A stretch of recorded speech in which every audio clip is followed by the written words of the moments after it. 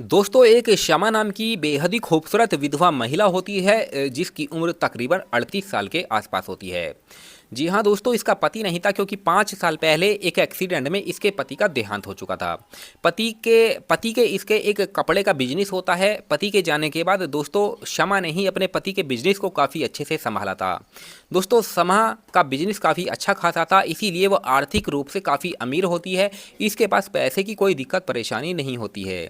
जी हाँ दोस्तों, इसके परिवार की अगर हम बात करें तो शमा के परिवार में इसकी सास होती है और इसका इकलौता बेटा समीर होता है, जो कि एक नामी गिरामी कॉलेज में पढ़ाई लिखाई कर रहा था और हॉस्टल में रहता था और हॉस्टल में रहकर ही अपनी पढ़ाई लिखाई कर रहा था। और हफ्ते में 2 बार ही वो शनिवार और रविवार को अपने घर अपनी माँ से मिलने के लिए आया करता था। इस तरीके से दोस्तों इनका जीवन काफ़ी अच्छे से कट रहा था, किसी प्रकार की कोई दिक्कत नहीं थी। लेकिन कहानी में मोड़ तब आता है दोस्तों जब एक दिन समीर के कॉलेज की प्रोफेसर अनीता इसकी माँ शमा को फ़ोन करके बताती है कि आपका बेटा पढ़ाई लिखाई में तो अच्छा है, लेकिन कहीं ना कहीं उसका जो दिमाग है वो ठीक नहीं है, वो गलत रास्ते पर चला गया है। मानसिक रूप से वो बीमार रहता है और तरह तरह की बातें करता है और हर वक्त वो अपने हॉस्टल के कमरे में ही अपने लैपटॉप में कुछ किसी प्रकार की वीडियो देखता रहता है और कुछ गलत हरकतें भी करना उसकी शुरू हो चुकी है। दोस्तों शमा जब अपने बेटे की इन बातों को जानती है तो उसे बड़ा दुख होता है और तुरंत ही वो अपने बेटे को अपने पास बुला लेती है ताकि कुछ दिन वो घर रहेगा तो उसका दिमाग ठीक हो जाएगा। लेकिन घर आने के बाद दोस्तों समीर का जो व्यवहार है उसके व्यवहार में बिल्कुल भी बदलाव नहीं होता है। अब शमा को टेंशन होने लगती है कि उसका जो बेटा है वो इस तरह का व्यवहार क्यों कर रहा है। पढ़ाई लिखाई में तो अच्छा है लेकिन उसके बावजूद भी वो इस तरह का क्यों हो चुका है, आखिर इसके पीछे का क्या कारण है।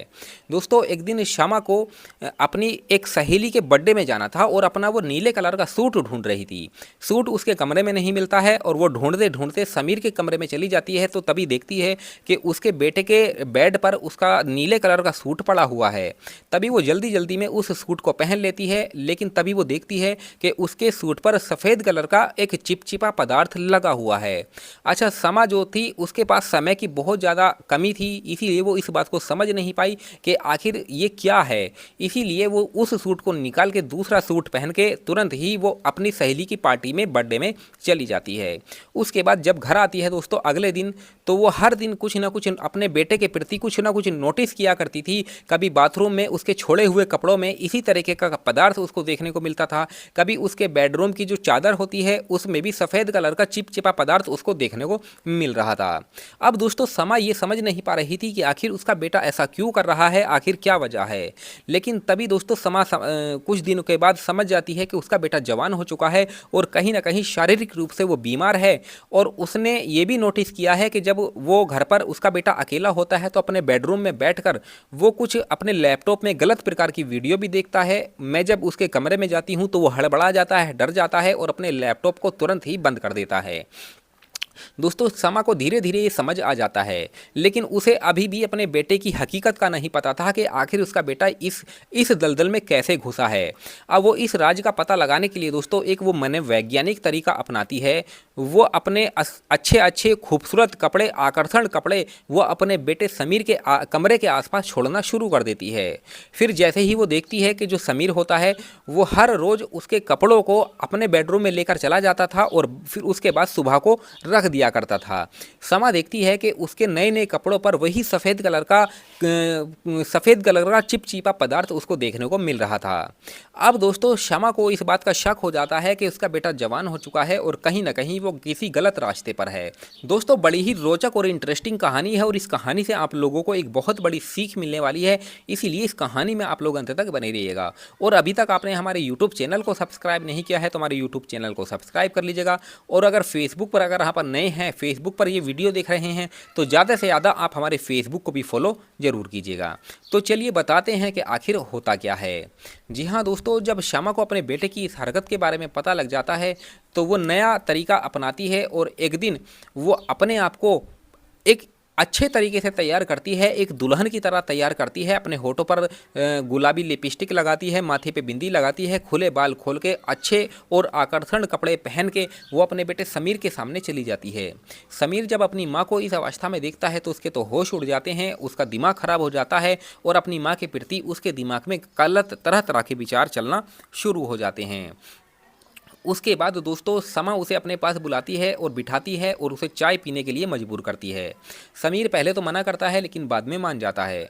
उसके बाद जो समा उससे कहती है दोस्तों, वो कहती है कि बेटा तुम मेरे बेटे हो, मैं तुम्हारी माँ हूँ, तुम्हारा हक है कि तुम मुझे कुछ भी बात कह सकते हो, मेरे साथ कुछ भी कर सकती हो, इसमें कोई डरने वाली बात नहीं है। और मैं ये भी जानती हूँ कि तुम सिगरेट भी पीते हो और इस सिगरेट को छिपाने की कोई ज़रूरत नहीं है, तुम मेरे सामने किसी भी तरीके का व्यवहार कर सकते हो। दोस्तों समीर जब अपनी माँ की ये बातों को सुनता है तो उसे अपने आप पर गलनी होती है, उसे अपने आप पर शर्मिंदगी महसूस होती है और वो ये सोचने लगता है कि मैं ही गलत था और अपनी माँ के प्रति मैं कितने गलत विचार लेके बैठा था और मेरी माँ मुझे सही रास्ता दिखाने के लिए, सही मार्गदर्शन दिखाने के लिए किस हद तक जा सकती है दोस्तों, मैंने कभी सपने में भी नहीं सोचा था। इसीलिए समीर रोने लगता है और अपनी माँ के सामने हाथ जोड़ के खड़ा हो जाता है और कहता है कि माँ मुझे माफ़ कर दो, मुझसे बहुत बड़ी गलती हो गई है, मैंने आपके प्रति गलत विचार अपने दिमाग में रखे।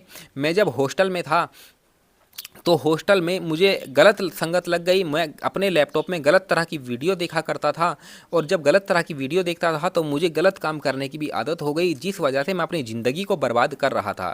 दोस्तों इसकी माँ शमा अपने बेटे को समझाती है कि बेटा जो हुआ सो हुआ, अब मैं तुम्हें सही रास्ते पर लाने की कोशिश करूंगी ताकि तुम्हारी ज़िंदगी सही हो जाए।